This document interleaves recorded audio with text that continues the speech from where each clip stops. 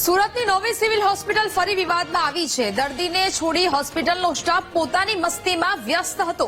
Bed પર દર્દી કણસતો રહ્યો અને સ્ટાફના કર્મીઓ તમાશો જોતા રહ્યા। કોઈ ખુરશી પર ઊંઘી રહ્યું હતું તો કોઈ મોબાઈલમાં વ્યસ્ત જોવા મળ્યું। જાગૃત નાગરિકે વિડીયો બનાવીને સોશિયલ મીડિયા પર વાયરલ કર્યો છે। નાગરિકે વિડીયો બનાવતા હોસ્પિટલ સ્ટાફ સચેત થઈ ગયો। મોબાઈલમાં વ્યસ્ત ડોક્ટર ઉભા થઈ બેડ તરફ દોડ્યા અને નર્સિંગ સ્ટાફે પોલીસને બોલાવવાની પણ ધમકી આપી હતી। જો કે હવે આ ઘટનાને લઈને અનેક સવાલ છે તે અહીંયા ઉભા થઈ રહ્યા છે। સુરતની આ નવી સિવિલ હોસ્પિટલના દ્રશ્યો સામે આવ્યા છે। પહેલા મેડમ આપણે બધાને 2-5 મિનિટ કીધું, હજુ લગીન કોઈ ડોક્ટર આવ્યું નથી। ઇમરજન્સી વોર્ડમાં હું આવેલો છું। હું અત્યારે મેડમ ઇમરજન્સી વોર્ડમાં આવ્યો છું। બધા ડોક્ટર અહીંયા બેઠા છે, સૂંઘેલા છે, એક જણ મોબાઈલ લઈને બેઠું છે, પછી ઉભા થઈને જોવા જાવ છો ત્યાં પેશન્ટની હાલત તમે જોઈ શકો છો કે પેશન્ટ કઈ પોઝિશનમાં અત્યારે છે। ડોક્ટર ઇમરજન્સી વોર્ડમાં સિવિલ હોસ્પિટલમાં રાતના 2 વાગે છે નહીં।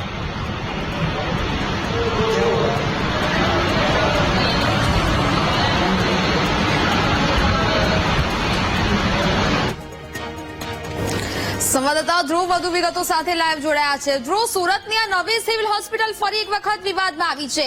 એક બાજુ દર્દી છે એ પોતાની પીડાથી અહીંયા પીડાઈ રહ્યો છે અને બીજી બાજુ આ ડોક્ટરો છે પોતાની જ મસ્તીમાં મગ્ન છે। આ લોકોને દર્દીઓની પીડા કેમ નથી દેખાતી? આ પ્રકારની મનમાની કેમ કરે છે આ હોસ્પિટલનો સ્ટાફ?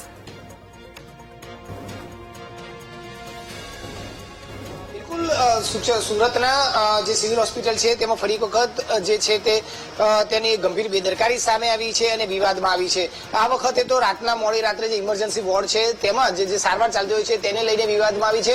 સુરતના ઉધના વિસ્તારમાં આવેલ ઝરીનું કારખાનું છે તેમાં જે એક કારીગર જે છે તે કામ કરી રહ્યો હતો અને તેને અચાનક જ પેટમાં અને છાતીમાં દુખાવો ઉપડતા તેને તાત્કાલિક સારવાર માટે મોકલ્યો હતો અને તેમના જે માલિક જે છે મંથનભાઈ જોશી તે તાત્કાલિક કારીગરને સિવિલ હોસ્પિટલમાં મોડી રાત્રે લઈને ગયા હતા અને ત્યાં તેમને ખૂબ જ કડવો અનુભવ થયો છે। આપણી સાથે ખુદ તેઓ જોડાયા છે કે જેમણે આખો વિડીયો બનાવ્યો હતો ને જેમને આખી કડવી અનુભવ થયો છે તે મંથનભાઈ આપણી સાથે જોડાયા છે, તેમની સાથે વાત કરીશું। મંથનભાઈ, શું થયું હતું, કોને લઈને ગયા હતા અને કેવું ત્યાં તમને જોવા મળ્યું છે, કેવો અનુભવ થયો હતો ત્યાં સિવિલમાં? મારે ત્યાં એક વર્કર છે જે કામ કરે છે। રાતના 2:30 વાગે કારખાનેથી મારી પર કોલ આવ્યો કે એને તકલીફ આવી રીતના થાય છે, પાછળ પેઇન બહુ થાય છે અને શ્વાસ નથી લઈ શકાતો। એને હું લઈને કારીગરને કીધું કે તમે એને લઈને સિવિલ પહોંચો, હું ત્યાં આવું છું। ત્યાં જે રીતના અમે પહોંચ્યા એ અરસામાં ત્યાં પહેલા એમને કીધું કે બહાર ઉભેલા હતા સિક્યુરિટી વાળા, એમને મેં પૂછ્યું કે સાહેબ અમને ઇમરજન્સી છે, કઈ જગ્યાએ લઈ જવાના? તો એમના તરફથી કીધું કે પહેલા તમે કેસ કઢાવો, કેસ કઢાવ્યા પછી જ અંદર ટ્રીટમેન્ટ ચાલુ થશે। મેં સાહેબ તમે ટ્રીટમેન્ટ ચાલુ કરી દો, હું અત્યારના કેસ કઢાવું છું, તમે પહેલા કેસ કઢાવો એના પછી ટ્રીટમેન્ટ ચાલુ થશે। એક તો આ વસ્તુ બહુ ખોટી થઈ રહી છે, ઇમરજન્સી વોર્ડ છે, તમે કોઈને ચાલુ ટ્રીટમેન્ટ કરી દો પછી કેસ તો નીકળવાનો છે। ચલો એ તો એ લોકોની જે હશે એ રીતના। પછી અમે અંદર ગયા, એમને ત્યાં બેડ પર ઊંઘાડી દીધા। ત્યાં બધા ડોક્ટર બેસેલા હતા, એક ડોક્ટર ઊંઘી ગયેલા હતા, એક ડોક્ટર મોબાઈલમાં ગેમ રમતા હતા, ત્યાં જ એક સિસ્ટર બેસેલા હતા એ હાથમાં મહેંદી મુકાવતા હતા।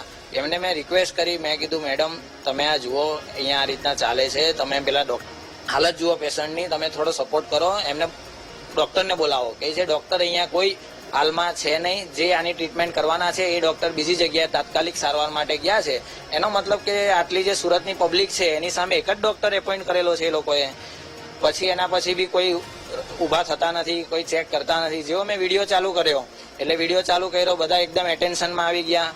પેલા મેડમે ડોક્ટરને કોલ કરવાની જગ્યાએ સિક્યુરિટી ગાર્ડને કોલ કરે છે, સિક્યુરિટી ગાર્ડ વાળા આવે છે, મને ગમે તેમ ધમકાવે છે।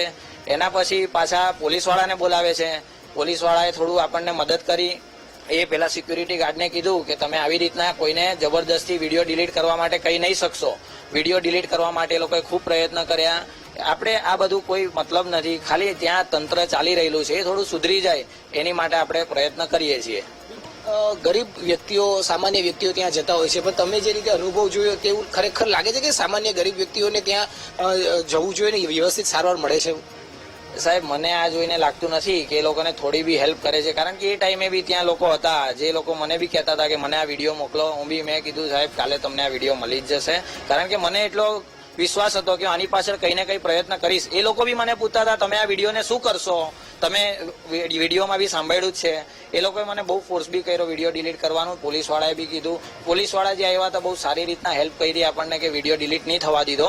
અને એના પછી મેં લોકોને બી સમજાવ્યું. જે સિક્યુરિટીના હેડ હતા એ બી કહેતા હતા વિડીયો ડિલીટ કરી દો, આ લોકોની નોકરીનો સવાલ છે. મેં કીધું સાહેબ જો તમારું જ કોઈ ફેમિલી મેમ્બર આ જગ્યાએ અત્યારે આવશે અને એને આવી રીતના થશે તો તમને ચાલશે? તમે મને હા કહો તો હું આ વિડીયો ડિલીટ કરી દઉં છું. ત્યાર પછી એ લોકો થોડા સમજ્યા અને શાંત થઈ ગયા. જ્યારે આ પરિસ્થિતિ હતી પેલા લોકો તો ડોક્ટર આરામ ફરમાવતા હતા, તમે વિડીયોમાં બતાવ્યું. બીજી તરફ જે દર્દી જે છે એ કેવી રીતે બેડ ઉપર તમે એ પણ બતાવ્યું છે કેવી રીતના કણસ થતા, કેટલી એનો દુખાવો થતો હતો, શું શું થતું? એ વિડીયોમાં તમે જોયું એ રીતના જે કારીગર હતો એને બહુ વધારે બેક પેઇન થતું હતું. એને ખબર નહીં શેના લીધે આવું અચાનક થઈ ગયું. બેક પેઇન બહુ વધારે હતું. એમને મેં 2 વાર કીધું કે તમે આવી રીતના બેક પેન થાય છે, તમે ખાલી એમને ટ્રીટમેન્ટ જુઓ. પછી જે આ વિડીયોમાં તમે જોયું હશે કે એક ડોક્ટર ઉભા થયા, કઈ ચેક કર્યું, પાછા આવીને બેસી ગયા.